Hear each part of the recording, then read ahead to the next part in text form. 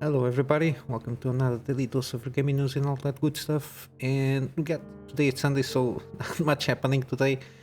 But we got some interesting things like tidbits of like technology, and one of these is SK Enix, which is a huge manufacturer and in terms of technology regarding SSDs and NAND flash memories and all that good stuff.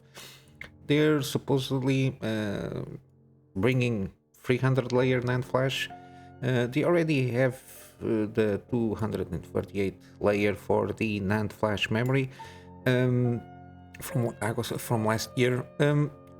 Basically, what this is you can condense more information in the same space on the same physical space, which how this technology works usually it's you can get the more condensed the technology is the SSDs get more faster, and of course you can have more capacities. It's always good to see this. Supposedly it will bring like even like 18% to 20% speeds and I think also capacities, which is good. Regarding SSDs, my usually main take and my usually advice is a normal SSD, SATA SSD. It's more than good enough to play games and do all the normal stuff day to day. You don't need like an M.2 like a super fast SSDs unless you're doing productivity work. Even for games it's more than enough at the moment, so no need to worry about too much or getting like the M.2 super speedy like the Samsung Pro versions and everything. Even in production work, usually if you're not very heavy on video production like for the timelines and everything, normal M.2 SSD usually it's more than enough. Maximum like one for the system, and you have one dedicated for scratch, the what they call scratch disk, which is for the project. Like it's basically a temporary one where you where the PC basically keeps all the temporary files that you need for the project that you are working on. Usually it's more than enough. Then of course you have, as a content creator, you need just a bulk load of terabytes for saving the finished products and everything. Usually even like a spin disk it's good enough for just to keep everything stored. But yeah, usually you don't need like super high end SSDs or even M.2s, these SSDs, sorry, to keep your daily stuff that you usually do, even for gaming, even 4K gaming, unless, I don't know, probably I think you can notice a little bit on the bump of performance if you have like an M.2 high capacity, and if you play like games with heavy texture stuff that needs to be loaded, huge open worlds that you have like a lot of mods that usually takes a lot of memory and disk space to be loaded up into the game engine.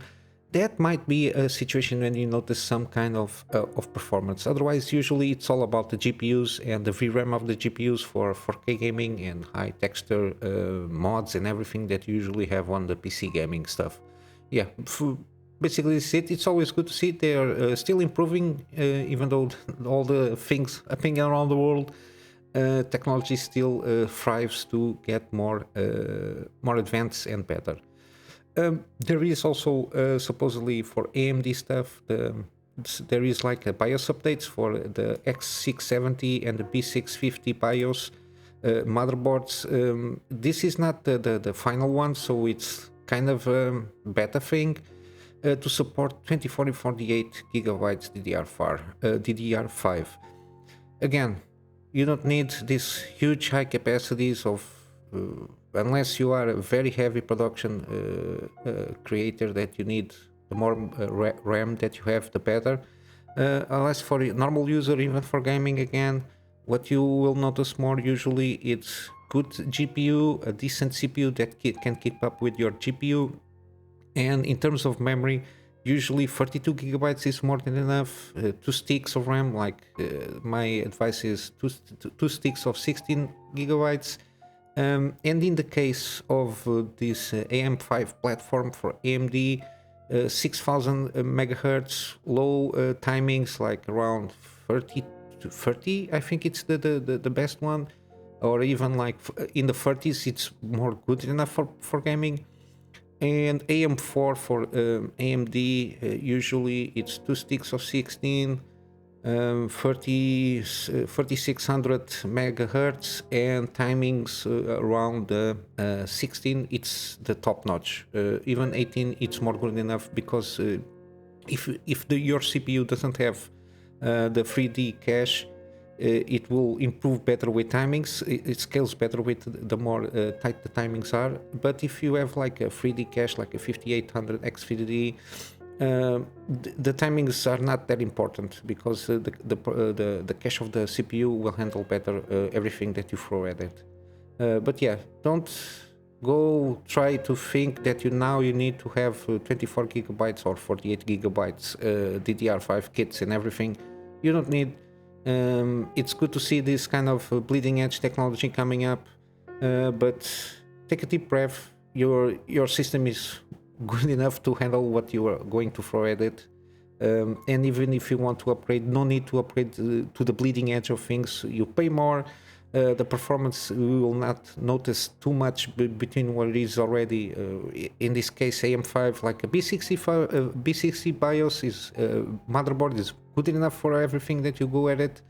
No need high-end SSDs. It's, if you're focusing on gaming, get in your budget, just get a good GPU and the CPU that can handle your GPU for what kind of resolution and frames that you're aiming at. And basically that's it. No need to get around like overspending on things that will not make basically a difference, or when it makes a difference like 1-2% on performance wise, which is not that big of a deal when you can have bigger performance in case of gaming like the GPU. But yeah, now we have like not so good news. We've been seeing in the Asian market PC some Samsung 9080 Pro SSDs, fake ones. This is mainly the situation is mainly on like pre-built PCs, like for example, I'm not sure if they should be showing like laptop images. I don't know if this is happening like in the DIY market, for example, pre-built. I think it's happening. It's more probable to happen in the DIY pre-built PCs, but laptops is very strange, because I'm not sure how they manage this, but they are putting like fake Samsung SSDs, so they are basically getting more money out of you. But this is at the moment specifically to new builds on the China Asian market. This one, I think it's from China. So if you are in that area and you're looking for a new laptop or or pre-built PC, it's always good to try to verify this. Usually it's all about the speeds, because the 980 Pro from Samsung usually goes about 7 gigabytes and 5.1 gigabytes of read-write speeds, but usually the SSDs, because the memories and they usually don't have the DRAM cache, they go around half that speed. So it's the speeds here, you can see it's a fake one. It's not the original Samsung 9080 Pro. But yeah, it's kind of a PSA. It's more focused on the Asian PC market. Usually there is also a lot of shenanigans happening there, because they are the big manufacturing or technology, so they can kind of way get around that. But yeah, this is not a big deal for European, Middle Eastern, and also US market. And we got some good news. Cyberpunk 2077 HD Reworked Project Ultra, it's been released. The guy that did the same kind of HD rework textures for The Witcher 3, I talked about this a few days ago. It's supposed to be launched in the meanwhile. Now it's launched. This mod, the mod takes around 700 megabytes, I think. and it's good for 2K and 4K resolutions. Again, the guy did an excellent job. That when the CD Projekt launched the Witcher 3, the complete edition, I think, or the next gen update or something like that, they already included this mod from him on that game, and now he launched this for this game, which is always good to see. And we're going to wrap up with some gaming deals. I have some like the Metro stuff, Soul and Sanctuary, Wasteland 3, Observation, Spiritfarer Farewell Edition, Void Busters is an excellent game, and Vampire Survivor. It's like it's an addiction on itself. I'll leave a description on all of these games here. I'm trying to get like a handful of games every day until the 23rd. We still have like 4 more days. I'll for sure will bring you even more games when that are on sale, and they are very good. It's a safe choice. It's a safe bet for you to get your money. They are below basically around $20, which is always good to see. Especially the Saga, the Metro bundle, the Saga. It's like for the free games, it's like $14, which is amazing. And I'm going to wrap up here with to get some attention on my Patreon. I don't do at the moment any exclusive content there, but I post everything there that I post on YouTube. The only thing that I would like to do exclusives is like timed exclusives, but I only going to be managing doing that when I have my PC. But still, it's a help that if you want to get some extra support or something like that, it's there.